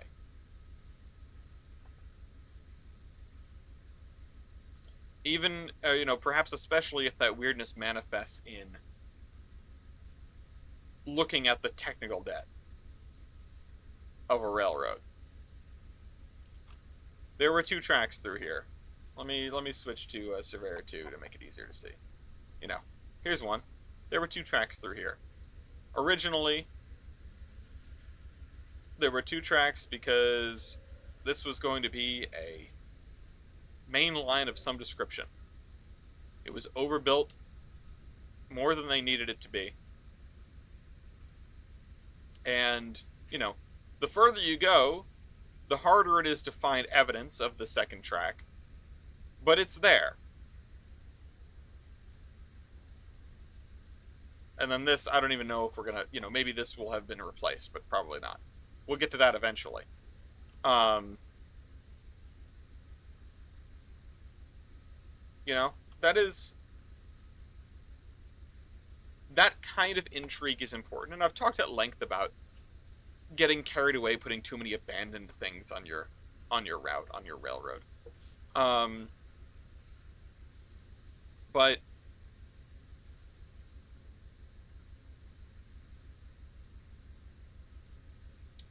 route building in general, I think, is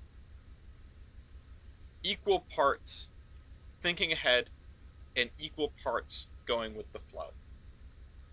Really. There's not one or the other that you can do.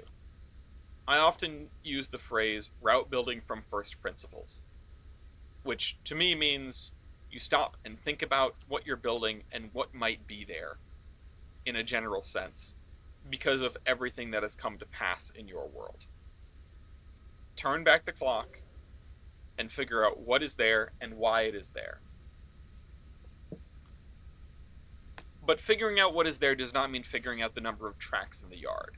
It's figuring out that there is a yard, or there was a yard. It is figuring out that one railroad came in and took a thing over and abandoned it, and then another railroad came in and rebuilt it. It's figuring out what, but not what it looks like.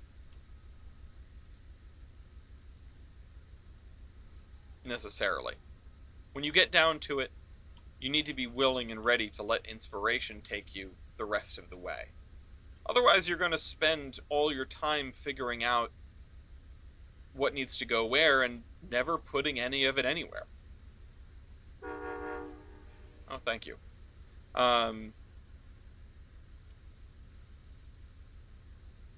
And when you're left with the things that you didn't account for. I knew there were going to be mills along this river.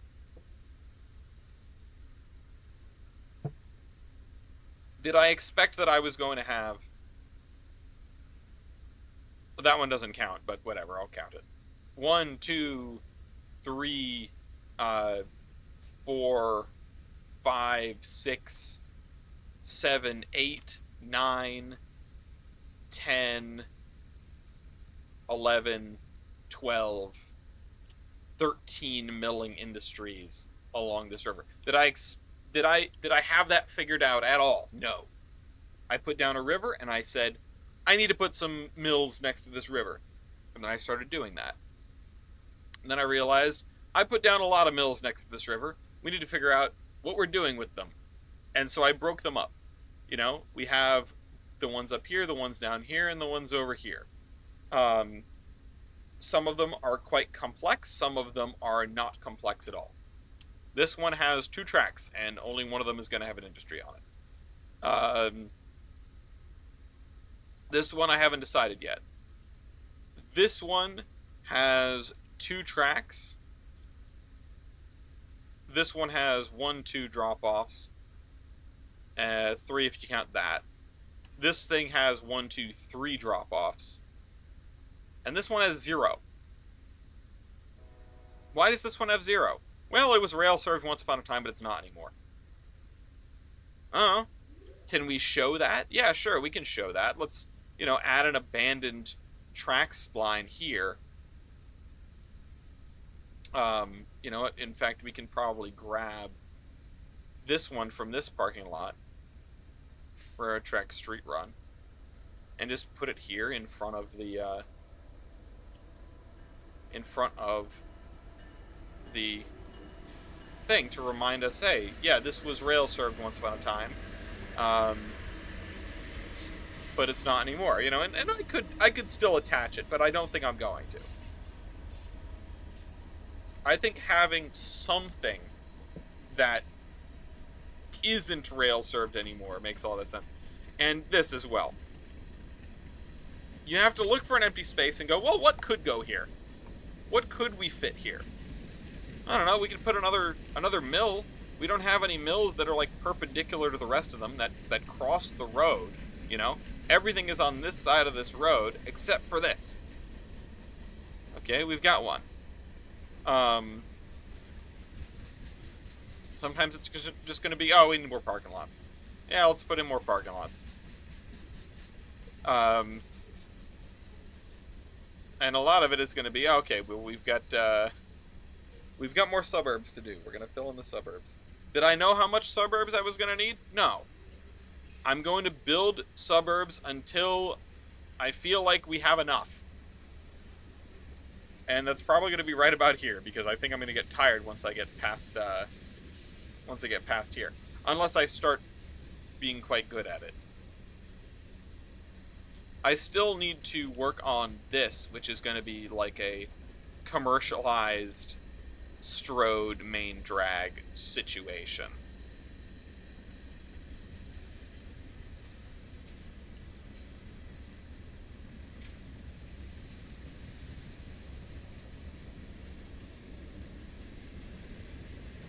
Oh, this was before. Oh, you know what?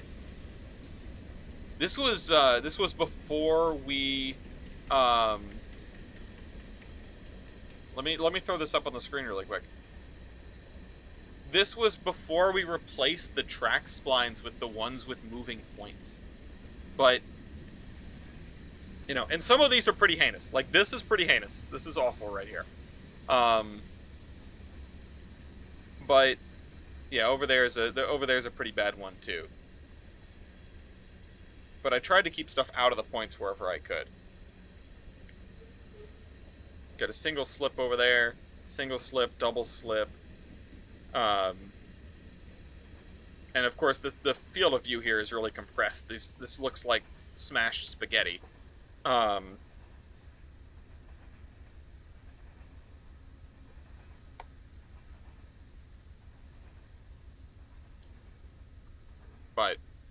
you know, I would like to think that, like over here, and I already referenced this once before, but I'm pretty proud of the way this track work came out. It's not perfect by any means, but, and you can't totally tell because the background is also gray, but this was me channeling that. This was me trying to remember how I put that together and going just from vibes, from, okay, well, we need to connect a bunch of stuff, how do we do it? And then once you have connected as much stuff as you can,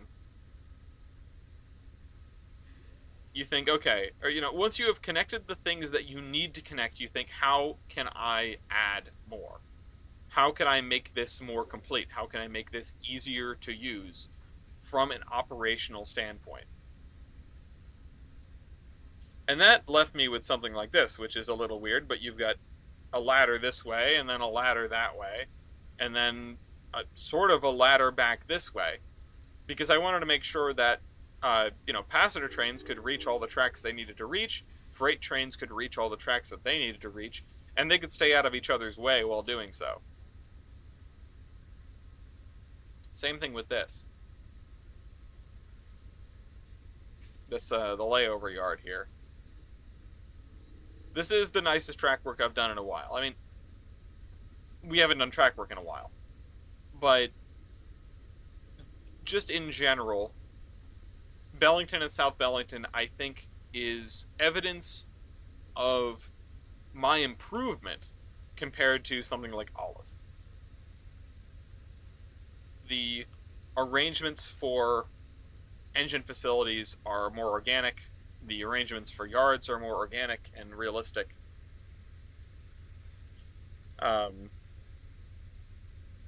At least I think so.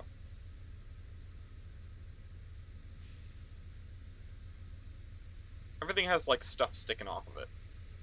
That's I don't know if that's super realistic. I would love to redo Olive. I would genuinely would adore the chance to redo Olive.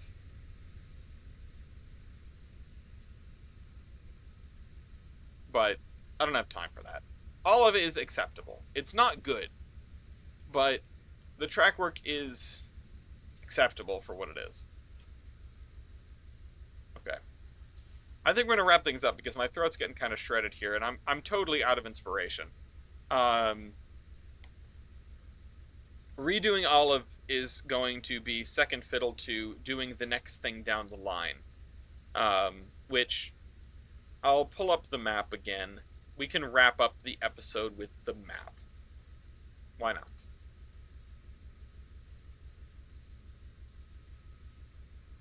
If it's going to take a second to load, just give me a minute.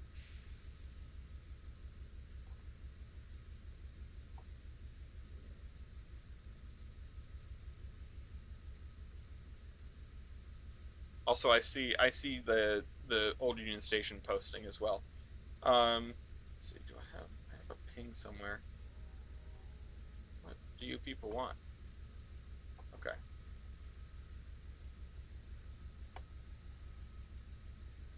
Map time. Map game. So this is what we have so far. I'll replace this base map at some point. This is what we have so far. I'd like to do this part next, which is going to be easier than Bellington because there are not a lot of large towns. And I was going to steal Appleton from TJ, but I might end up redoing it for various reasons. But I want to close this loop here so that you can theoretically do a loop, sort of.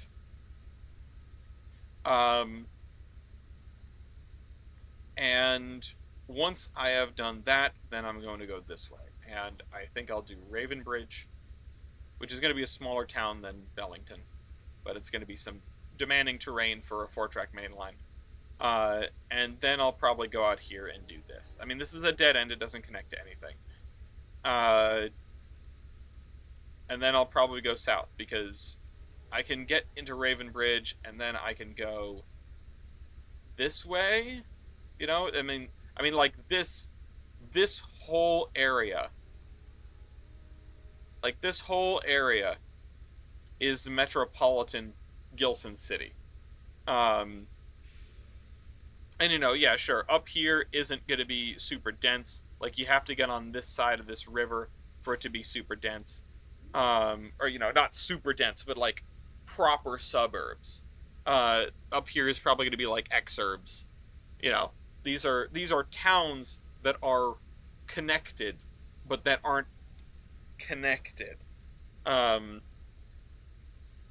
you're gonna have like a whole downtown in around here and around here, and you're gonna have an industrial wasteland to the south,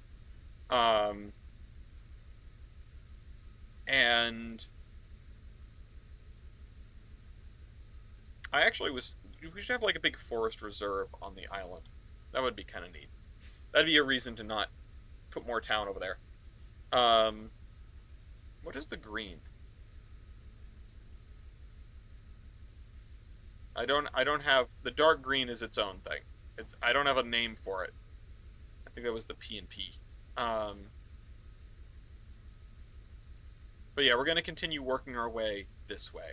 Honestly, what's funny is when I say it out loud like that, when I say, "Oh, I'm gonna do this, and then I'm gonna do this," it's like Bellington is such a huge stumbling stone because it is so much work that the next set of things that we're going to do, which are going to be very terrain heavy and not building heavy, I think are going to go a lot faster. I just need to figure out how to get the hell out of Bellington. I need to figure out how to do suburbs faster.